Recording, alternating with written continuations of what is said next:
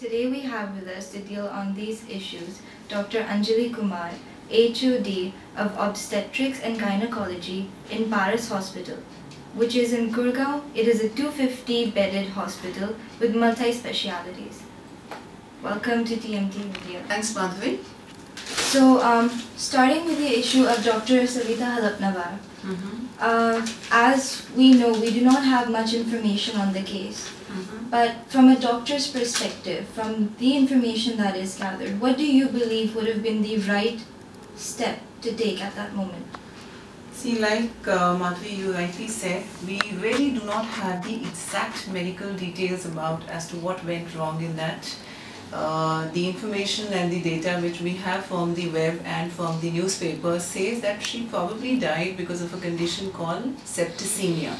Now, septicemia is a condition where there is widespread infection in the blood. Now, in that situation, if a woman is pregnant and also she is in the process of abortion or miscarrying, the wiser thing is to remove the pregnancy and then the patient usually settles down.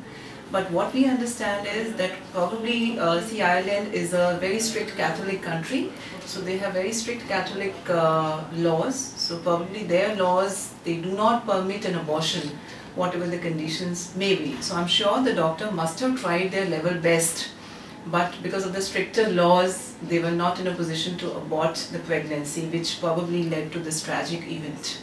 So do you believe that the change should have been made in the law of Ireland's abortion? Absolutely, absolutely. See, abortion is, I know it's a very, very sensitive matter, but a country has to take into account a lot of other issues other than the religious sentiments also. If a pregnancy has reached a situation where it causes risk to the life of a mother or maybe a grave injury to her physical and mental health, then a doctor or the country as a whole should have laws in place which can legalize the termination of pregnancy. So, bringing the case of Savita Halapnavar and comparing it to India, where abortion is legal, there is this ethical issue that is now taking place of over-the-counter abortion pills. See, I would like to now specify two things here. See, abortion can be done primarily by two means. One is a medical method of abortion, whereby the abortion is done with the help of tablets only, no surgical intervention. Now that can be done only till 7 weeks of pregnancy. Then comes the surgical method, which is a method which is commonly known as D&C. For that, a patient has to be admitted to a hospital. Now, most of the patients naturally would want an abortion done by a medical method, but they do not know that what is the criteria for a medical abortion. Now, as a qualified doctor, we select that these are the patients where a medical abortion can be offered. But unfortunately, these abortion pills are sold by unscrupulous people just for the financial gains, though we have laws in place which say that these abortion pills should never be dispensed without the prescription or the advice of a doctor. But on ground, yes, we know people are buying and people are selling these medicines over the counter, but the fact remains that these medicines are not the OTC medicines. OTC stands for over the counter medicines. So they are strictly not OTC medicines and they should be never be taken without the guidance or the supervision of a proper qualified gynecologist. So the reason that people might take over-the-counter abortion pills, or they might not be over-the-counter, but illegally take these abortion pills, might be fear. They do not know what criteria they belong to. Absolutely, absolutely. So who is eligible for an abortion? What age should that person? See, even if we are doing a medical abortion, we have to properly examine the patient, we have to maintain the proper records, a proper consent has to be taken, but all these can be done only if a patient comes to a doctor. But if a patient does not come to a doctor and goes directly to a chemist to buy a medicine and the chemist also dispenses that medicine, then the fault is at that operational level where the chemist dispenses the medicine without the prescription of a doctor. But ideally, any patient, now I really want that you as this channel should spread this information that anyone wanting to get an abortion done should never buy the medicines just like that, because these medicines can be dangerous if they are not taken under the proper medical supervision and can cause very serious, grave consequences. So this is one important point which I would really like you to spread it to the important, to all the people around. Is there a legal age for performing an abortion? Yes. See, even if we are doing a medical abortion or we are doing a surgical abortion, commonly which is called as a DNC, the age is 18 years. See, we have a properly defined MTP Act in our country. This was called MTP Act 1971, where the government properly laid out certain definitions and rules and regulations as to what age, where it can be done, who can do. So that law clearly states that a woman who is more than 18 years of age can be offered an abortion in case she falls into that criteria. And any woman who is less than 18 years, we have to have a consent of a legal guardian. Without the consent, that abortion, whether it is a medical abortion or it's a surgical abortion, should never be done without the consent of a guardian in case a woman is less than 18 years of age. And if she is married and under the age of 18? See, married or non-married, there is no difference in the MTP Act. Even a woman who is unmarried and desires an abortion, if she is more than 18, yes, we can do it. If she is less than 18, we have to have a consent of a legal guardian.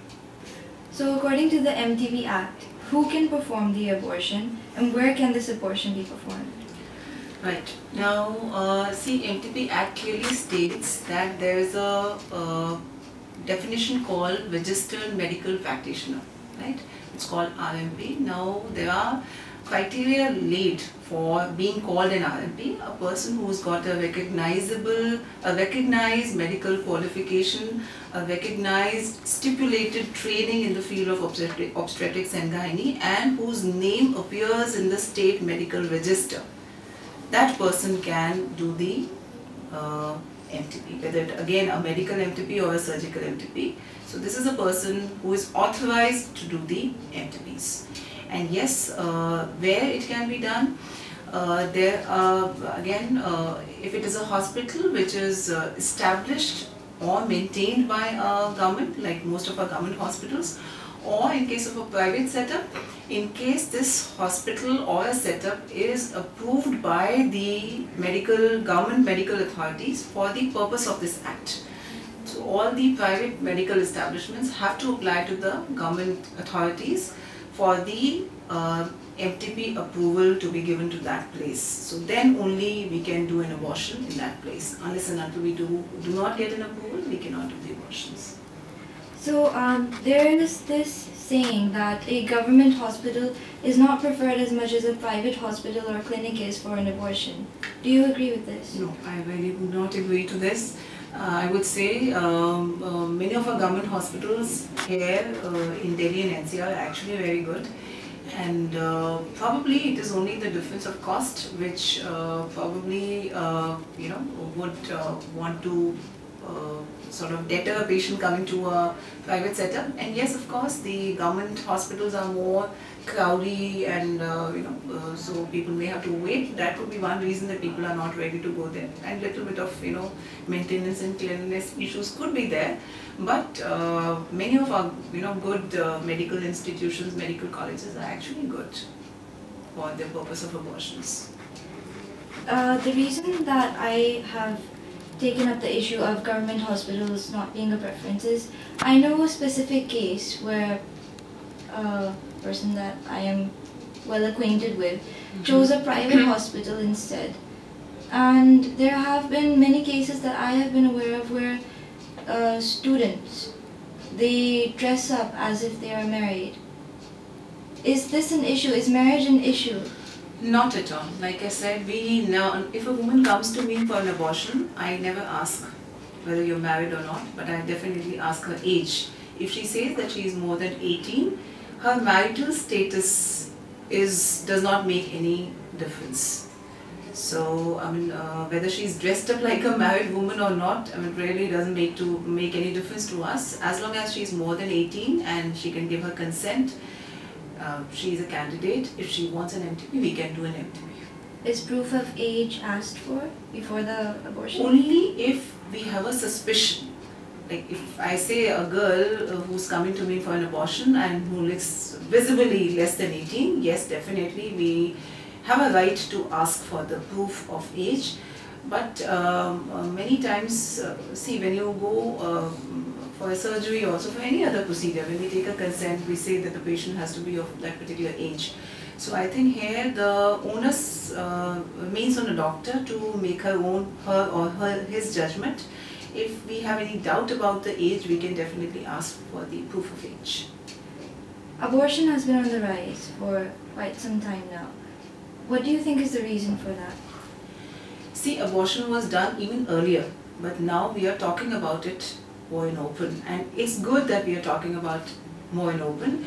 It's good that people are understanding, yes, abortion may be required in certain situations and it is not wrong to ask for an abortion. That's very, very important. And again, and this is a point which I want you to spread this, that it is not wrong to ask for an abortion, but it is very, very important to go to a qualified doctor, to go to a qualified place to get an abortion done. So even in olden ages, people used to get an abortion done, but people at that point of time used to go to quacks. Even before the NTP Act came in, a lot of criminal abortions were done in our country. That was the reason why the NTP Act came into force, because we wanted the abortion process to be legalized so that people come out in open, take help from the qualified medical personnel rather than going to quacks. As you have said, only the woman, only the mother can take the decision to perform the abortion. The Yes. husband or any other person does not have much influence in this. Yes, for the MTP consent, we don't need the husband's consent. It is if a woman has attained the age of majority, then her consent is enough to do the abortion. And what is the situation when a female might come to you and say, I am being pressurized to have an abortion by my husband or my in-laws or my family? Yes, in case she herself is not willing for an abortion, nobody can force her. Nobody. Do you have any advice for girls, females, women that might want to have an abortion but might hesitate? See, my first important advice would be, please plan a pregnancy. I really feel that pregnancy should never be an unwanted pregnancy. In case you're not planning to have a baby, whether it is married or unmarried, doesn't really matter. In case you're not planning to have a baby, take a proper precaution. Go to a gynecologist, ask for a proper method, take a proper precaution, and in case, because of a failure of contraception or because of any reason, if you get involved in a situation wherein you are pregnant and you don't want to continue with the pregnancy, please go to a qualified doctor and understand all the options, and then whatever your doctor suggests, do that. Never take a medicine prescribed by your friend or by your relative, or just going to a chemist and buy the medicines. Abortion is a serious issue. It should be approached with caution and with proper information. If an individual has any concerns regarding abortion or its procedures or even contraception, a proper doctor should be consulted with.